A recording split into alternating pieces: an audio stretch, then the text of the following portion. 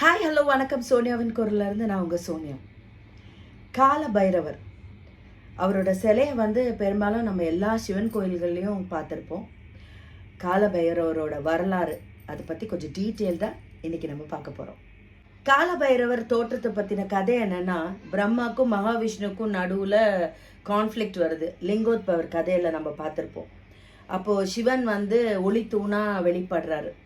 பிரம்மா ஈகோவில் என்ன பண்ணுறாருன்னா, அந்த ஒளித்தூனோட உச்சத்தை நான் பார்த்துட்டேன்னு போய் பேசி சிவனோட கோபத்துக்கு ஆளாயிடுறாரு. பிரம்மாவோட டிஸ்ஹானஸ்டி நம்ம சிவனுக்கு பிடிக்கல. இவருக்கு ஏதாவது தண்டனை கொடுக்கணும், அப்போ தான் நேர்மை இல்லாதவங்களுக்கெல்லாம் இது ஒரு பாடமாக அமையும் அப்படின்னு சொல்லிட்டு சிவன் அவரோட 2 புருவத்துக்கும் நடுவில் இருக்கிற பகுதியிலேருந்து காலபைரவரை உருவாக்குனதாக சிவபுராணத்தில் இருக்கு.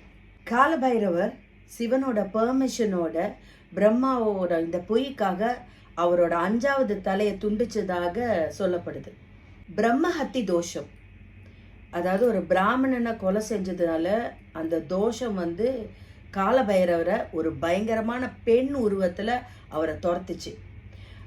பிரம்மாவோட தலை மண்டவோடு காலபைரவர் கையிலே ஒட்டி இருந்துச்சு. இந்த பாவத்துக்கு பரிகாரம் செய்யறதுக்காக காலபைரவர் 3 உலகையும் சுத்துறாரு.